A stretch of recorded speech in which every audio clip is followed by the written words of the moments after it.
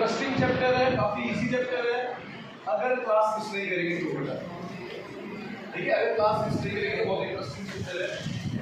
Light, ये light chapter actually हमारा दो पार्ट में डिवाइडेड है, एक है रिफ्लेक्शन और एक है refraction.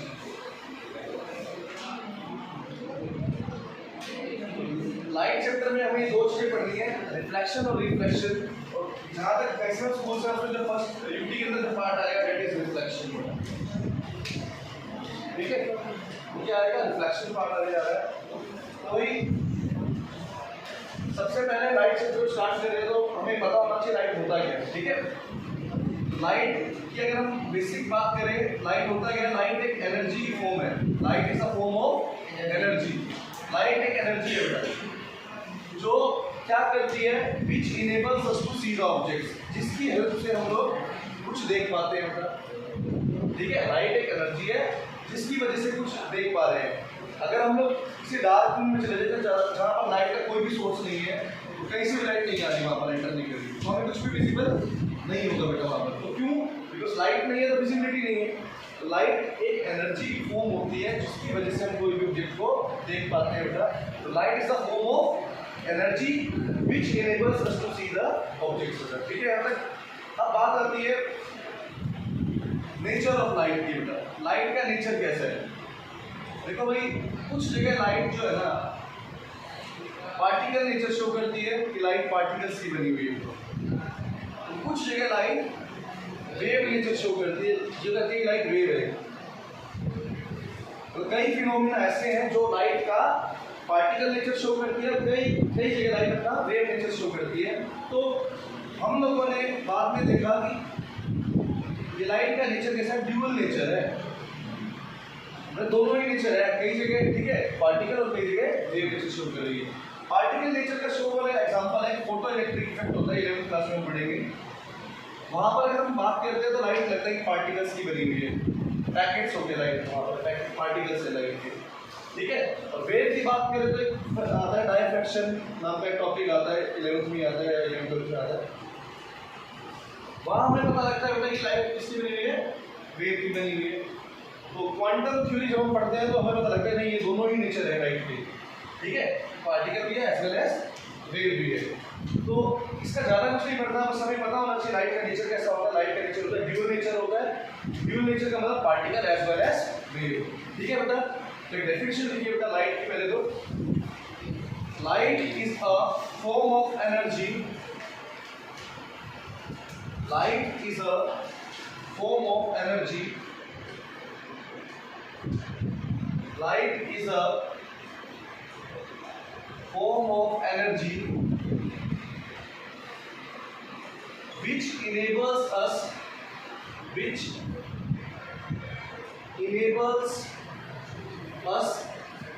to see the objects, बेटा। लाइट एक एनर्जी की फॉर्म होती है जो हमें इनेबल करती है कि हम ऑब्जेक्ट को देख सके बेटा। समझ आया यहाँ तक। दूसरा कैसे होता है, हम लोग कैसे किसी ऑब्जेक्ट को देख पाते हैं, how light enables us to see the object, enable us to see objects. हम किसी भी ऑब्जेक्ट को कैसे देख पाते हैं लाइट के नेचर का। मान लो ये ऑब्जेक्ट है, ये कोई ऑब्जर्वर है, उसकी आई है बेटा। ठीक है, ये ऑब्जेक्ट है और ये ऑब्जर्वर की आई है। तो लाइट आई, मान लो कोई भी लाइट का सोर्स है, मान लो सन से लाइट यहाँ आई, इसमें गिरी बेटा, और ये यहाँ से लाइट रिफ्लेक्ट होकर कहाँ गई बेटा, इसमें आ गई, इसमें आ गई, तो ये ऑब्जेक्ट हमें विजिबल हो जाता है इस तरीके से। ठीक है, होता क्या है, हमें कोई भी ऑब्जेक्ट विजिबल होता है because of the reflection. Light reflect होके ऑब्जेक्ट से बेटा ऑब्जर्वर की आई तक पहुँचती है और हमें ऑब्जेक्ट विजिबल हो जाता है। ठीक है, हमें कोई भी ऑब्जेक्ट विजिबल होता है because of the reflection of light.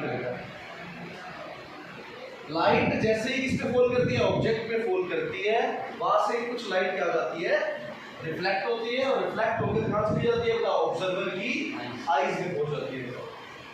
ठीक है, how light enables us to see the objects, तो it is due to the reflection of light. जैसे लाइट फॉल करेगी किसके ऊपर बेटा, ऑब्जेक्ट पे, वहां से लाइट क्या हो जाएगी, रिफ्लेक्ट हो जाएगी and reaches to the eyes of the observer.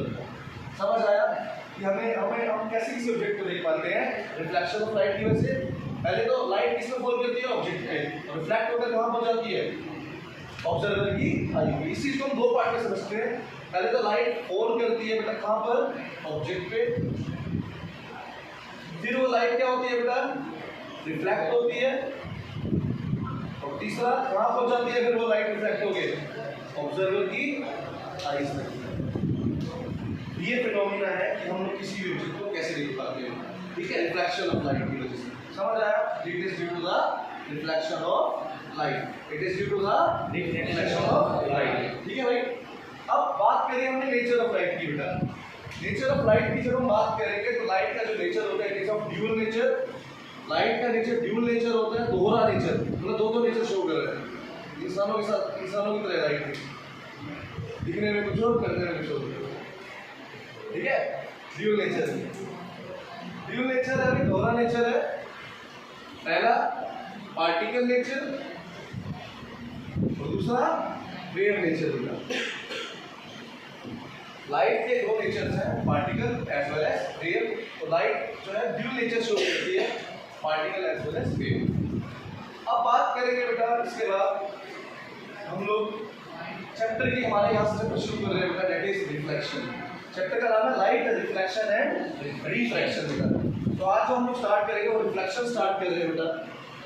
ये कुछ टर्म्स आएंगी, रे क्या होती है, बीम क्या होती है, रेगुलर रिफ्लेक्शन क्या है, डिफ्यूज रिफ्लेक्शन क्या है, ये साथ साथ ही करेंगे, मैं इसको अलग से मेंशन नहीं कर रहा। ठीक है, सबसे पहले हम बात करेंगे रिफ्लेक्शन की। क्या होता है रिफ्लेक्शन बेटा? किसी को पता होगा? सबको पता होगा इसको। ये कोई मान लो सरफेस है, प्लेन पॉलिश सरफेस है, लाइट आई, जिस मीडियम से आई थी लाइट, उसी मीडियम में टकराने के बाद क्या चलेगी? वापस चलेगी बेटा। तो ये क्या है? रिफ्लेक्शन है। रिफ्लेक्शन का मतलब होता है the bouncing back of the light, beam of the light after striking इसके बेटा स्मूथ एंड पॉलिश्ड सरफेस। अब मैंने रफ क्यों नहीं बोला? रफ में होता है लेकिन वो ज्यादा नहीं होता रिफ्लेक्शन बेटा। ठीक है, तो अमाउंट रेफर करती है बेटा। अगर हम चाहते हैं ज्यादा रिफ्लेक्शन हो तो surface should be polished and smooth बेटा। जितना स्मूथ और पॉलिश सरफेस होगा उतना ज्यादा लाइट का क्या आएगा? रिफ्लेक्शन होगा बेटा। ठीक है, यहाँ पर इन बोर्ड से देखो लाइट बहुत रिफ्लेक्ट करती है बेटा। क्यों? इस पॉलिश स्मूथ सरफेस है काफी बेटा। मिरर में तो बहुत ज्यादा करती है। मिरर में जो मेटल होता है, आगे कौन सा मेटल होता है? पॉलिश होती है मेटल की, सिल्वर पॉलिश होती है मिरर बेटा। मिरर के आगे जो पॉलिश है ना वो सिल्वर मेटल की होती है बेटा। ठीक है, क्यों? Silver is the best reflector of the light, इसलिए तो हाईली पॉलिश्ड और स्मूथ सरफेस यूज होते हैं रिफ्लेक्शन के लिए बेटा। तो बेसिकली रिफ्लेक्शन होता क्या है? लाइट जिस मीडियम से आई थी, अब लाइट ऐसे नहीं कि आगे जाएगी निकलती जाती है, लेकिन हम बात करें रिफ्लेक्शन की, तो रिफ्लेक्शन में क्या होगा? जिस मीडियम से लाइट आएगी उसी मीडियम में वापस आएगी। तो डेफिनेशन देखिए, the bouncing back of light, the bouncing back of light, the bouncing back of light into the same medium, the bouncing back of light into the same medium, into the same medium after striking into the same medium after striking smooth and polished surface, after striking smooth and polished surface। ठीक है, light का जिस medium से आई थी उसी medium में वापस जाना, कब बेटा? टकरा कर, after striking smooth and the polished surface. उसको क्या बोलते हैं? रिफ्लेक्शन बोलते हैं। ठीक है, रिफ्लेक्शन क्या होता है? जिस मीडियम से लाइट आई थी टकरा के अगर उसी मीडियम में वापस जा रही है तो उसको क्या बोलेंगे? रिफ्लेक्शन बेटा। ठीक है, अब उसके बाद हेडिंग आती है laws of reflection. Laws of reflection, तो भाई 8 7 में भी आए होंगे दो लोग के रिफ्लेक्शन के, भाई ये भाई है। पहला पॉइंट था, देखो भाई बच्चों, मैं पहले डायग्राम बता रहा हूँ फिर उसके बाद लिख लेंगे। ये हमारा कोई भी प्लेन सरफेस है, ठीक है बेटा। ये रे ऑफ लाइट आ रही है बेटा, इस रे ऑफ लाइट को जो फॉल करती है इसको बोलते हैं इंसिडेंट रे। अब पेपर में ना कोई पूछता नहीं डेफिनेशन इसकी, तो मैं बस बता देता हूँ। जो रे ऑफ लाइट फॉल करती है किस पे बेटा? किसी स्मूथ और पॉलिश सरफेस पे, ठीक है, उस इंसिडेंट रे बोलते हैं उसको। अब जिस पॉइंट पे फॉल करते हैं that point is known as point of incidence, point of incidence, ठीक है। अब जिस पॉइंट पे फॉल करती है वहां पर एक परपेंडिकुलर ड्रॉ होता है that is known as normal, normal. इस परपेंडिकुलर को हम नॉर्मल बोलते हैं बेटा। और इंसिडेंट रे और नॉर्मल के बीच में जो एंगल होता है that is known as angle of incidence, ठीक है। इंसिडेंट रे क्या है, जो रे ऑफ लाइट फॉल कर आ रहे हैं, जो रे ऑफ लाइट फॉल कर रही है बेटा पॉलिश सरफेस पे that is known as incident ray, और जिस पॉइंट पे फॉल करती है that is known as point of incidence, और जिस उस पॉइंट पे हम लोग एक नॉर्मल ड्रॉ करते हैं that is known as perpendicular draw करते हैं that is known as normal. अब इसकी डेफिनेशन नहीं आएगी पेपर में, बस पता होना चाहिए आपको ये। मतलब देखा हम लोग तो डेफिनेशन नहीं लिखेंगे, सिर्फ पता होना चाहिए इंसिडेंट रे, नॉर्मल और angle of what do you mean bye angle of incidence, angle between normal and incident ray. Paper में जान करके हमें ये एंगल दे देता है 30, और आप सोचते हैं एंगल ऑफ इंसिडेंस है, नहीं, एंगल ऑफ इंसिडेंस ये होता, ये कितना आएगा फिर, ये 90 है कि 60 आएगा बेटा, यहाँ पर ये समझ आ गई बात। तो एंगल ऑफ इंसिडेंस क्या होता है, angle between incident ray and the normal. अब ये रे टकराएगी और टकरा के इधर आ गई बेटा, इस रे को जो टकरा के बाउंस बैक हो रही है that is known as reflected ray. जो रे ऑफ लाइट टकराने के बाद बाउंस बैक हो रही है स्मूथ और पॉलिश से, उसको क्या बोलते हैं, रिफ्लेक्टेड रे। क्या बोलते हैं, ठीक है, रिफ्लेक्टेड रे का। और नॉर्मल और रिफ्लेक्टेड रे के बीच में जो एंगल है that is known as angle of reflection. क्या बोलते हैं, एंगल ऑफ। तो भाई सबसे पहले जो रे ऑफ लाइट फॉल करा रहे हैं उसको क्या बोलेंगे, उस पॉइंट पे जिसको फॉल करते हैं उसको क्या बोलते हैं, पॉइंट ऑफ इंसिडेंस पे परपेंडिकुलर ड्रॉ करते हैं नॉर्मल, नॉर्मल और इंसिडेंट रे के बीच में एंगल ऑफ, ठीक है। और रिफ्लेक्टेड रे बाउंस बैक हो रही है उसको रिफ्लेक्टेड रे, और नॉर्मल और रिफ्लेक्टेड रे के बीच में एंगल है उसको क्या बोलते हैं, एंगल ऑफ रिफ्लेक्शन। तो हमने जो ऑब्जर्व किया, अगर इसके प्रैक्टिकल्स को किया हमने, तो हमने ये ऑब्जर्व किया कि जो एंगल ऑफ इंसिडेंस था वो एंगल ऑफ रिफ्लेक्शन के क्या आ रहा था, यही हमारा पहला लॉ है बेटा, angle of incidence is equal to the angle of reflection. Angle of incidence होता क्या है, angle between incident ray and the normal, और एंगल ऑफ रिफ्लेक्शन क्या होता है, angle between normal and the reflected ray. पहला लॉ समझ आ गया। दूसरा बेटा ये मान लेते हैं बेटा हमारे पास क्या है, एक कोई भी पॉलिश सरफेस है बेटा, इधर से लाइट रे आ रही है, इधर से लाइट रे आई है, इंसिडेंट रे होगी, ठीक है, ये रे ऑफ लाइट आ रही है, इस पॉइंट पे जब फॉल करिए वहां मैं क्या करूंगा, परपेंडिकुलर, तो ये लाइट टकरा के उधर चली जाएगी, इधर से आई नॉर्मल और ये उधर चली गई टकरा के बाद। तो ये रे, ये और ये तीनों एक ही प्लेन में है, इस वाले प्लेन में बेटा, है ना। देखो इधर से आई, ये नॉर्मल है और ये इधर गई, तीनों की तीनों एक ही प्लेन में लाई कर रही है, इस वाले प्लेन में बेटा, ठीक है, इस प्लेन में। तो ये क्या होता है, इंसिडेंट रे, नॉर्मल रे और reflected ray, normal and reflected ray सारी की सारी एक ही प्लेन में लाई करती है। ऐसा नहीं होगा कभी भी लाइट आई तो ऐसे इधर से ऐसे आ रही है चली आ जाएगी, ऐसे नहीं, एक ही प्लेन में होगी। तो यहाँ पर ये प्लेन ना, ये वाला प्लेन दे रहा हूँ मैं, इस प्लेन में आई, ऐसे आ जाएगी। अब जाओ उधर हिस्ट्री आई बेटा, फिर जाएगी कहाँ पर, ऐसे जाएगी, तो प्लेन अलग हो गया। अगर मैं बात करता हूँ इस प्लेन की, तब तो यहाँ से आई और यहाँ से जाएगी।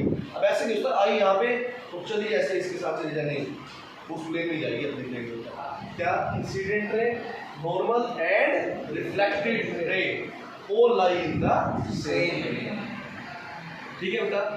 these two are the laws of the reflection basically.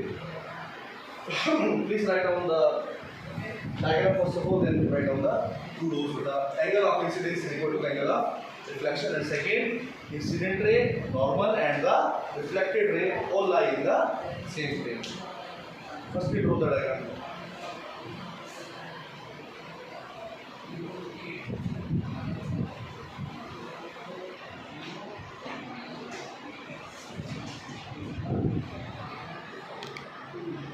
Questions लिखो बेटा। पहला लो पहला, angle of incidence is equal to the angle of reflection.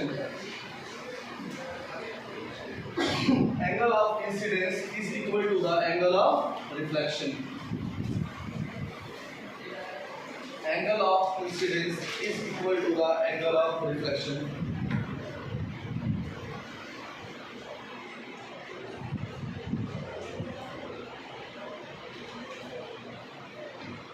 ठीक है बेटा। और दूसरा incident ray normal and the reflected रे। किस तरह हूं incident ray normal and the reflected रे all lie in the same plane। Incident ray normal and the reflected रे all lie in the same plane। ठीक है बेटा। चलो अब एक क्वेश्चन काफी पेट क्वेश्चन है पेपर में बेटा।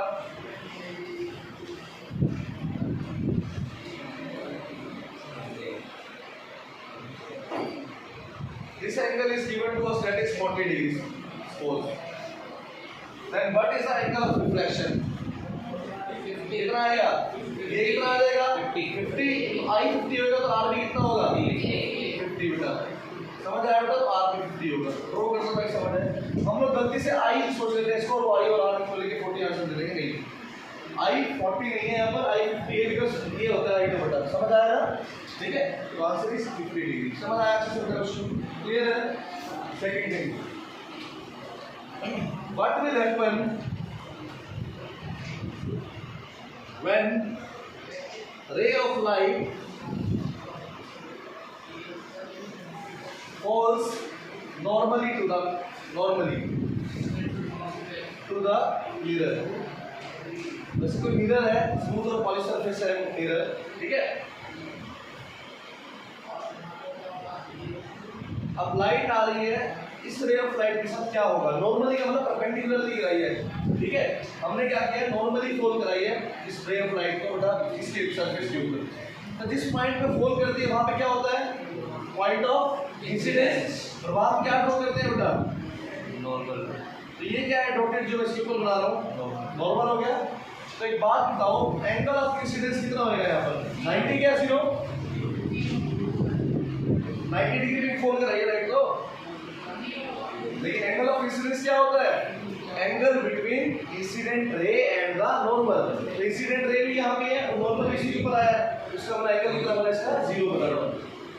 तो ये आप लोग गलती सोच लेते हैं कि ये तो 90 डिग्री पे फॉल करा रहे हैं तो एंगल ऑफ इंसिडेंस 90 हो गया। नहीं, एंगल ऑफ इंसिडेंस ये नहीं होता जिस एंगल में फॉल करा रहे हैं। नहीं, angle between incident ray and the normal, that is the angle of incidence. ठीक है। तो I अगर 0 है तो R भी क्या होगा?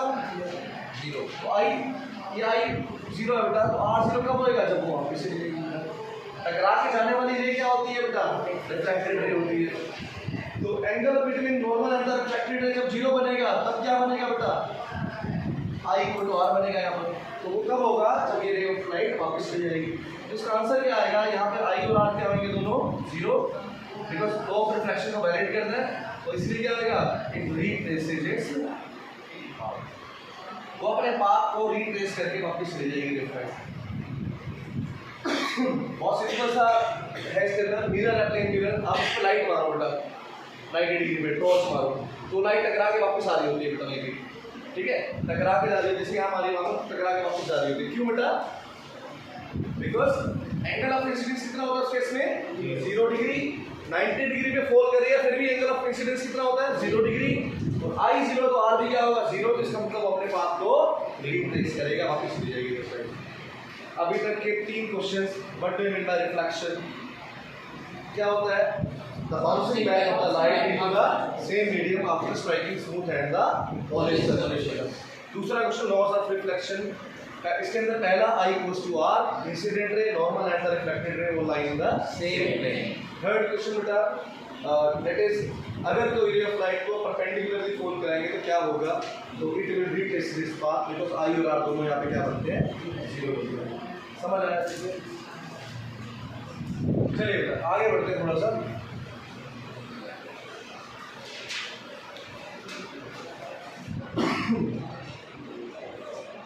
टर्म आती है बेटा हमारे पास मिरर। क्या होता है मिरर? क्या होता है मिरर बेटा? कोई भी स्मूथ पॉलिश्ड सरफेस बेटा जहां से लाइट का क्या होता है? रिफ्लेक्शन होता है बेटा। मैक्सिमम लाइट जहां रिफ्लेक्ट करती है उसको हम लोग क्या बोलते हैं? मिरर। ठीक है। Smooth and polished surface from which reflection of the light takes place, that is known as mirror. Please write down the definition of mirror. The smooth and the polished surface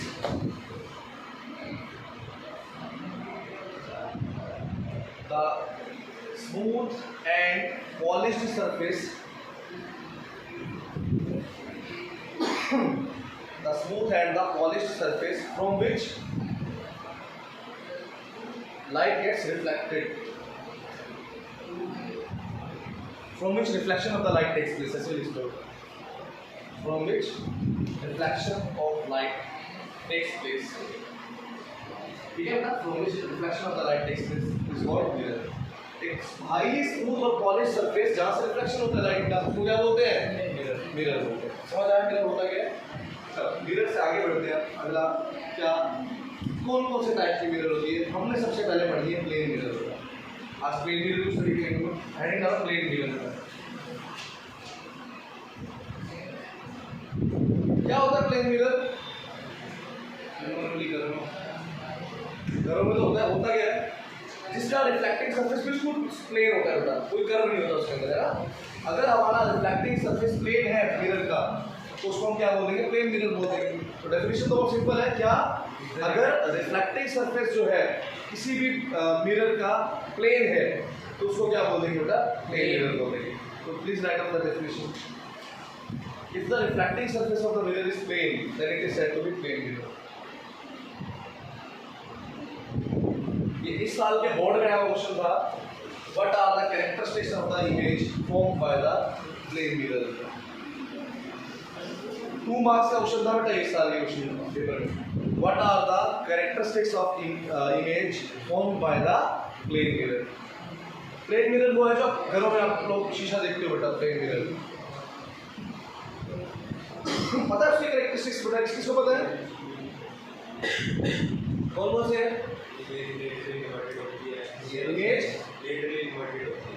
ठीक है. Laterally inverted का मतलब होता है left right होता है, right left होता है.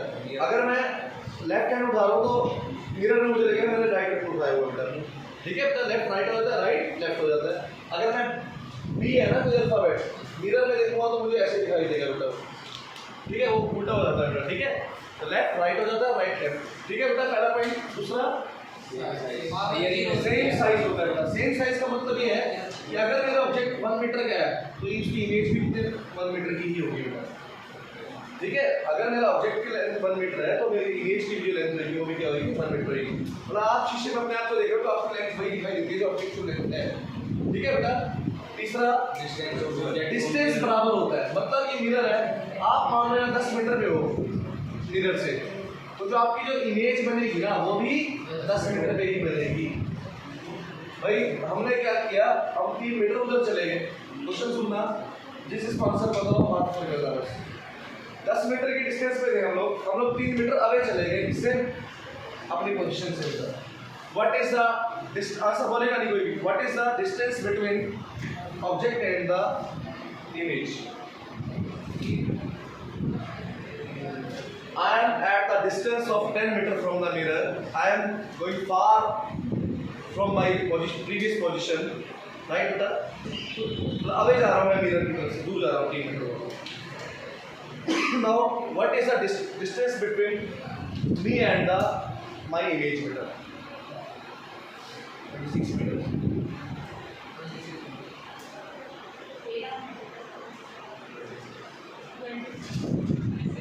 चेक करते हैं बेटा. देखो कैसे 10 मीटर पे पहले था, 10 मीटर पे मेरी इमेज बन रही थी बेटा. 3 मीटर अवे चला गया. कितना डिस्टेंस हो गया मेरे? 13 हो गया. अब मेरी इमेज 13 उधर बनेगी. अब मैंने बोला ऑब्जेक्ट और इमेज के बीच में कितना डिस्टेंस होगा, तो आंसर क्या आएगा? 24 बेटा. मैंने ये पूछा था कि अब मेरी कितनी डिस्टेंस पे मेरी इमेज बनी मिरर से. अगर कुछ नहीं होता what is the position of image from the mirror, then the answer will be 13. If the question is find the distance between object and the image, then you have to find the distance between from this position to this position. दोनों questions में difference होता है. वो जानते हैं ऐसे question करता है ताकि आपको कहीं ना ऑप्शन में दोनों मिलेंगे. 13 में मिलेगा, 26 में मिलेगा. ठीक है. ये क्वेश्चन गलत नहीं करना. इस टाइप का क्वेश्चन पेपर में आता रहता है. पहला पॉइंट इमेज लेटरली इन्वर्टेड होती है। लेफ्ट राइट हो जाएगा, राइट लेफ्ट हो जाएगा। दूसरा पॉइंट बेटा height, distance of the side. दूसरा बेटा बहुत सिंपल सा है, क्या size of the object is equal to the size of the image.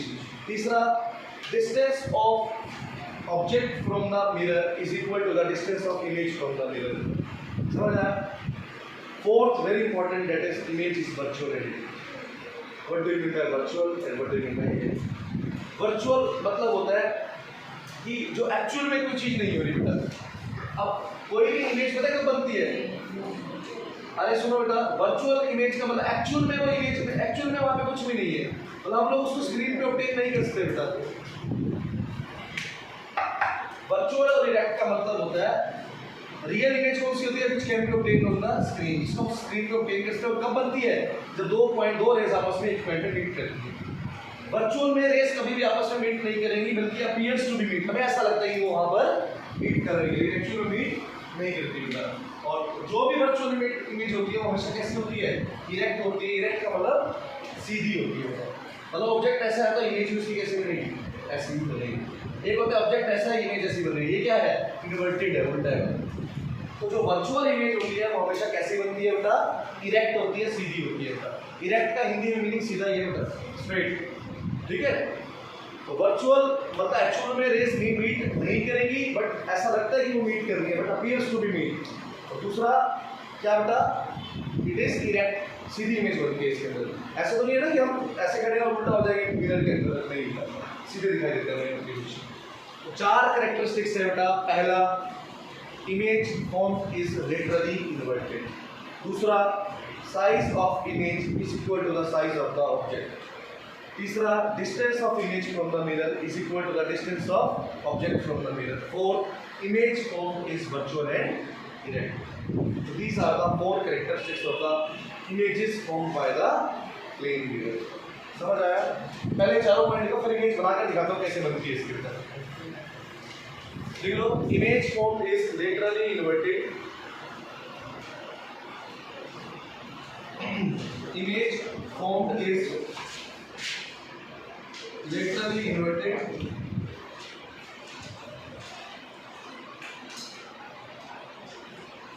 image form is virtually inverted, sorry, laterally inverted। ठीक है, हो गया पहला पॉइंट। इसमें लिखवाने की जरूरत तो नहीं है ना, लेफ्ट राइट राइट लेफ्ट बेटा। मतलब सीधा सा एग्जांपल आप देखते हो बेटा, अगर ये बी है तो मिरर में ऐसे हो जाएगा बेटा। समझ रहे हो ना बात को बेटा? आप एम्बुलेंस वर्ड देखते हो उल्टा उल्टा उल्टा लिखा होता है बेटा, रीजन क्या है? यही है। ठीक है, मिरर में उसको सीधा लिखाई है बेटा।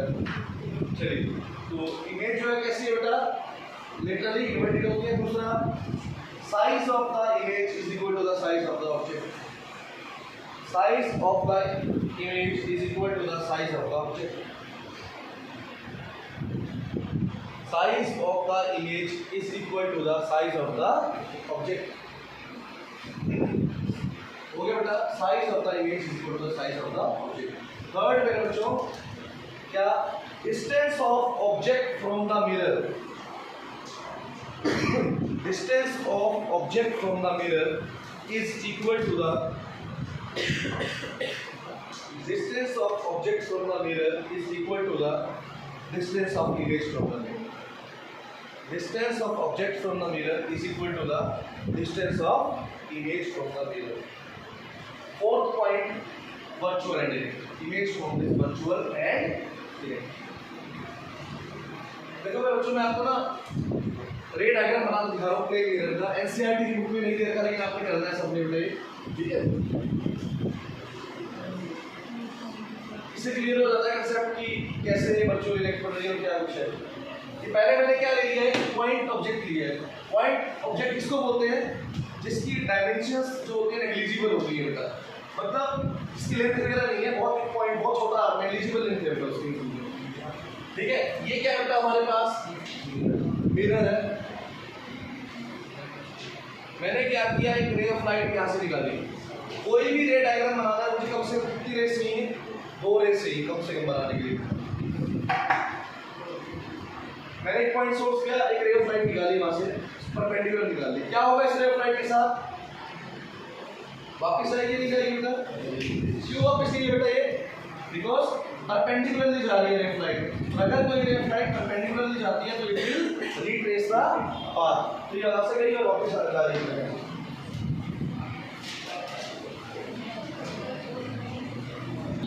अब टकरा के कहाँ जाएगी बेटा? वापस आएगी। तो ये जो है टकराने के बाद है जो रेड वाला दिखा रहा है। क्यों 90 डिग्री में जब फोल्ड कराते हैं तो रे फ्लाइट क्या होती है? इट विल बाउंस बैक बेटा, वापस चली जाती है।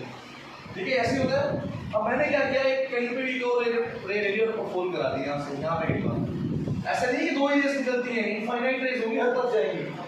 लेकिन हमें समझने के लिए कम से कम दो रेस चाहिए बेटा। अब क्या होगा, जिस पॉइंट पे फोल्ड करेगी उस पॉइंट पे क्या होता है? परपेंडिकुलर ड्रॉ करते हैं, इसको क्या बोलते हैं? नॉर्मल। ये क्या होता है? Angle of incidence. होगा क्या? सेम एंगल पे क्या हो जाएगी? रिफ्लेक्ट हो जाएगी। Keeping I is equal to, यहाँ जो आई होगा वही आर होगा बेटा। आई और आर सेम रहेगा यहाँ पे। इधर आई और आर कितना रहेगा? सेम तो रहेगा, लेकिन कितना रहेगा? जीरो। क्यों बेटा? परपेंडिकुलरली फोल्ड कराते हैं तो आई और आर कितना होता है? जीरो होता है बेटा। अब एक बात समझो बेटा, मैं टकराने के बाद वाला बता रहा हूँ, रेड वाला। अब क्या होगा इसके फ्लाइट से? ये जा रही है यहाँ से यहाँ जा रही है, और ये कहाँ जा रही है?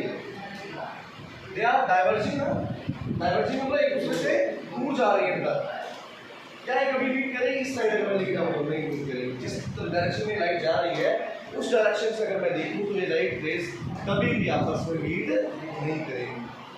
ठीक है, लेकिन अगर इनको बैकवर्ड प्रोड्यूस कराया जाए, अगर इसको उल्टा लेके जाया जाए, ठीक है,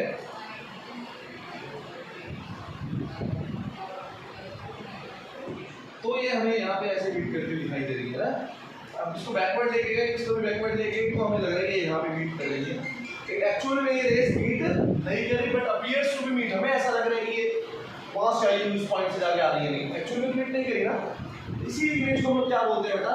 वर्चुअल इमेज बोलते हैं, जहाँ पर रेस एक्चुअली मीट नहीं करती but appears to be meet. हमें एक्सटेंड करके मीट करानी पड़ती है उनको बेटा। जिस पॉइंट पे मीट करी वहाँ पर आप डॉट बना लो, बिकॉज हमारे इमेज वही दिखाई देगी बेटा। तो अब अगर हम देखें वैसे तो ये जितना डिस्टेंस होगा वही डिस्टेंस यहाँ पे बनना चाहिए। ठीक है, थोड़ा उसको आगे पीछे करना, और जो साइज का ऑब्जेक्ट होता है वही इमेज बनती है। ये हमारे को एग्जांपल से क्लियर हुआ अपने आप। एक बार फिर से बना के दिखा रहा हूँ, समझना बेटा इसको। आपकी बारी चलो पॉइंट साइज ले लेता हूँ, आपकी बारी को बड़ा ऑब्जेक्ट लेता हूँ, उससे और ज़्यादा अच्छे से क्लियर होगा। ये मैंने कोई ऑब्जेक्ट ले लिया, इसे ऑब्जेक्ट को मैं क्या बोलता हूँ? एक्सटेंडेड ऑब्जेक्ट बोलते हैं। क्या बोलते हैं? जिसकी कुछ ना कुछ डायमेंशन होता है, मतलब जिसकी कुछ ना कुछ लेंथ हो, उसको बोलते हैं एक्सटेंडेड ऑब्जेक्ट। और इसको कैसे दिखाते हैं? एरो से दिखाते हैं, ऐसे दिखाते हैं। ये जो हेड होता है इसको बोलते हैं एरो हेड, और ये वाला जो पीछे वाला पार्ट है इसको बोलते हैं टेल बोलते हैं बेटा। ये उसका हेड है और ये इसी बात क्या इसका टेल है बेटा।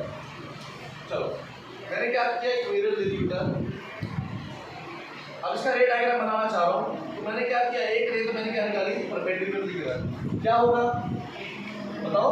रिट्रेस होगी। ऐसे होगा टकरा के वापस। ये मैंने एक एक्सिस ले ली जिसके ऊपर ये ऑब्जेक्ट रखा हुआ है। अब दूसरा मैंने मान लो इस पॉइंट पे फोल्ड करा दी, जैसे कहीं भी करा सकता हूँ, यहाँ यहाँ यहाँ कहीं भी करा देगा। इससे क्या होगा? बहुत अच्छे से डायग्राम बन जाएगा।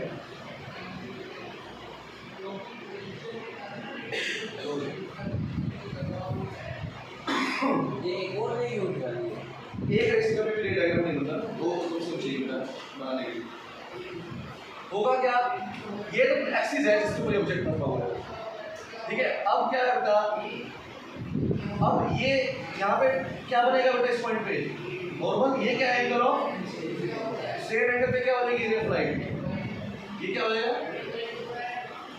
आई और आर क्या रहेगा? इक्वल रहेगा। क्या ये दोनों रेस कहीं मीट करेगी बेटा? नहीं, क्यों? एक तो इधर जा रही है और एक। लेकिन अगर इन रेस को हम बैकवर्ड प्रोड्यूस कराते हैं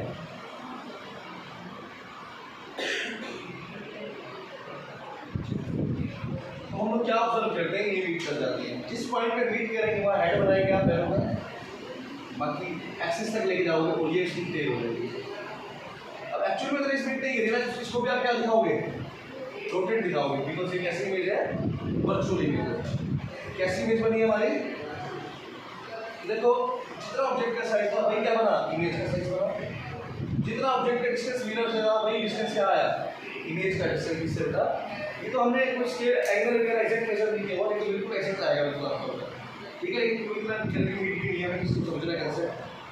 इससे ये पता लगता है कि क्या बेटा, distance of object from the mirror and distance of image from the mirror are equal, size of the image is equal to the size of the image is equal to the size of object. ठीक है बेटा, ये दो point पता लगते हैं यहाँ से। तीसरा क्या पता लगता है, image form is virtual and, Sidhi image बन रही है उसकी डायरेक्ट है, और एक्चुअल में मीट नहीं करी तो उसकी वर्चुअल इमेज है बेटा। ये डायग्राम ड्रॉ करो बेटा के लिए।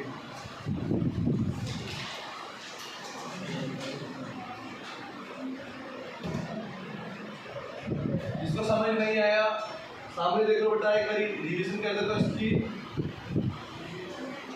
ये यहाँ पर मैंने ऑब्जेक्ट रखा बेटा, एक परपेंडिकुलरली फोल्ड करा दी, क्या होगा इसके उसके साथ वापस आ जाएगी। दूसरा मान लो मैंने यहाँ पे फोल्ड करा दी, क्या होगा, इस पॉइंट पे सेम एंगल पे क्या हो जाएगी, रिफ्लेक्ट हो जाएगी। अब इधर तो मीट करेगी नहीं कहीं पे भी, लेकिन अगर इसको बैकवर्ड प्रोड्यूस कराएं ये मीट कर जाएगी इस पॉइंट पर, यहाँ पे क्या बताएगी हमारी इमेज हो जाएगी। समझ आया? ठीक है, तो image is virtual and erect, दूसरा लेटरली इन्वर्टेड, तीसरा सेम साइज, और चौथा बेटा सेम डिस्टेंस। ये 4 पॉइंट है जो आपको याद रखना है। जल्दी से बोला लो।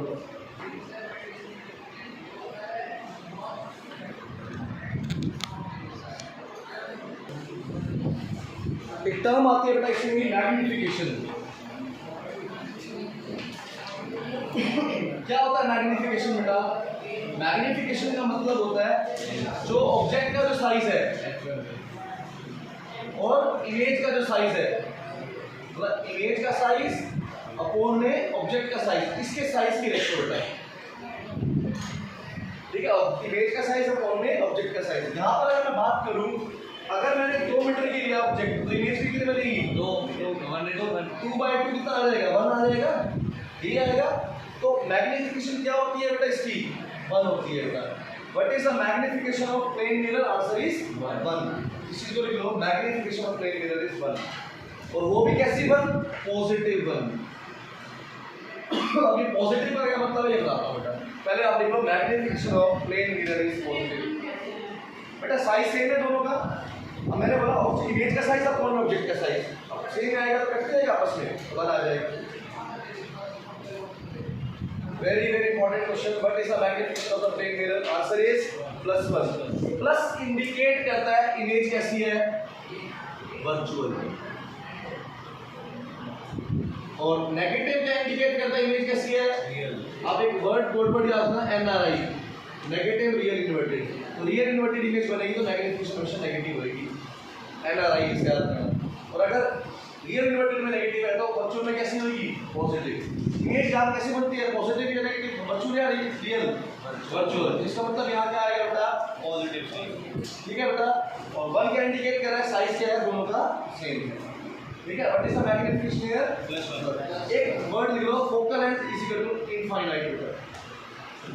क्यों होता है बता दूंगा, आगे आएगा बेटा।